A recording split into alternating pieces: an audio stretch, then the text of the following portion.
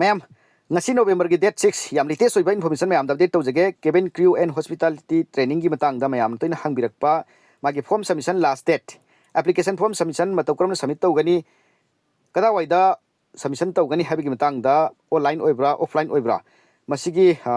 cabin crew hospitality training si organized by Directorate of Tourism Government of Manipur na organized tawgani masigi matang da yam tin takpa video samjage video si laktangai mongina global job site ki mayam da information piningba अखोगी Glory job की WhatsApp group से मैम 50,000 हेनख्रे को 50,000 कनागुंबा अखोगी WhatsApp group ता यावबी Nimba यावरगदे अखोगी WhatsApp group ता यावसिनबियो अखोगी WhatsApp number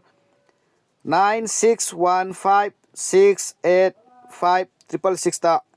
high नत्रका hello हिना मेसेज थाबिरो ऑटो मेसेज लिंक लाकनी जॉइन रिक्वेस्ट तोसिनबियो एमनी साइट के अप्रूव तो जरके अखोगी व्हाट्सएप ग्रुप ता यावरगदे मतम मतम लाकपा जॉब अपडेट सिंग याम फास्ट होइना फंगबिगनी गवर्नमेंट अमसुंग प्राइवेट सेक्टर सिंग गइबा जुइन ओइबा जॉब सिंग शेयर तो जबनी exam result admission notice scholarship notice morning and evening ki news pdf to loin share tawi have mayam de tawjari ekhoi gi whatsapp group mayam se mayam da show tawjari sumaina mayam na yam pam group oibani ekhoi gi whatsapp group mayam se loina full oibani ko group amada 1025 ne ekhoi gi whatsapp group ta share tawriba information mayam se sumaina morning gi pdf ta share tawkhre job information share tawre hindu news share tawre manipur gi job information share tawre sumaina mayam aduna job seeker sing student sing अखोगी WhatsApp group ta yosin bio haisi मैम दबदे तौजरी मैम ना हंगबिरकपा मसिगी cabin crew की मतंग दा लाक्सगे official notification सिदा लेरे को मैम ना हंगबिरकपा अदइदा एक्सप्लेनेशन ओइना मैम की दमक सेमगा सुमाइना शेयर तौखरबनी मसिगी केबिन क्रू हॉस्पिटैलिटी ट्रेनिंग से organized by directorate of tourism government of Manipur in collaboration with Primero skill and training private limited का मोहि पुल्लगा कोलैबोरेट तोरगा मसिगी ट्रेनिंग से पांगथोकदोइनी मसिदैदा मागी इंटरव्यू से ऑनलाइन वीडियो कॉन्फ्रेंस की थ्रू द इंटरव्यू पांगथोकदोइनी डेट 6 नवंबर देगी पांगथोकदोइनी को ऑल डिस्ट्रिक्ट खुदिंग मक्की अदुगा मागी फॉर्म सबमिशन लास्ट डेट की मतंग दा मागी नोटिस दा मेंशन तौदे डेट 6 तगी नंगी इंटरव्यू होगनी हाबनी को मथंग मथंग मागी प्रोसेसिंग अदैदा मागी apply taugi matang da mayam toina hangbirak pasi last date ki matang da last date si mokoi notice ta mention taude interview si date 6 tagi hogani haina mention tawi aduga masigi notification si date 3 November da notification thokpani aduga apply taugi matang da mayam toina hangbirak pasi date 6 orga su 7 orga su dc da oina chatpiro adugi matung da mokoina information lakadoi ni ko ngasi date 6 ni date 6 ta interview hogani habni nangi process yawgi matang da DC da chatpiro ma'am process da leire ko gloi job site gi su yam phajana ma'am khangnabi irabane ahan mada DC da chatpiro deputy commissioner da aduga salamatung da makhoi da nang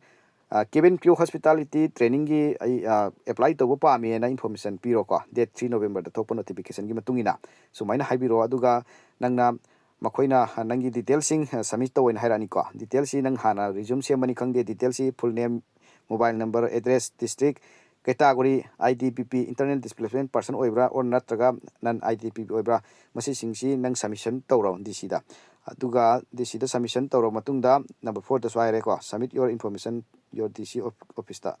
information submission tawro matungda makoina muka date ama ngasi yaw natraga na hayeng yaw interview information sin lakani ko nang na piramule information do director tourism da DC na muka forward tawraga adugi matungda nangi piramule details sing mobile number da update lakadoi ko sumaina nangi step by step follow up tawraga nang interview video conference ki through da yawgudawani habesi मैम दबदे तौजरी अदुई मतंग दा नंग selection तौई तौदे हाबदो मा information लाकदोइन को सुमाइना याम तिन तकना यावगदवनी रेडी दा थमगदवा आगी सजेशन ओइना दरकार डॉक्यूमेंट सिंग सी आधार थंबिरो वोटर आईडी थंबिरो क्वालिफिकेशन सिंग दुगी मार्क्स सर्टिफिकेट थंबिरो पासपोर्ट साइज थंबिरो अदुगा एड्रेस प्रूफ थंबिरो को अदुगा IDP प्रूफ ओरगना नंगी दरकार डॉक्यूमेंट सिंग ready thambiro ko sumaina legedoini adaida qualification gi matang da makoi qualification gi matang da ampu mention taude aina Google Chrome da any internet ta thiba matam da makoi mention tawse minimum da class 10 high ko class 10 pass tawga su apply tawba yabai condition lai adu anamana class 12 pass tawga di apply tawi haise mayam da update tawjari class 10 pass tawga su 12 pass tawga su dum chatpiro aduga dis de salaga makoi na session pirakpa gi matungina interview phambege process to view have sim am dabdi tawjari any hangning ba lerga su ai WhatsApp number sida mention tawre mention mastai da WhatsApp to text to simiro 9615685666 aduga WhatsApp group yawe yabi khudong sab su phangani have sim am dabdi tawjari sumaina magi official notification sida lere ma'am date 3 November da thokpa notice ni masigi notice se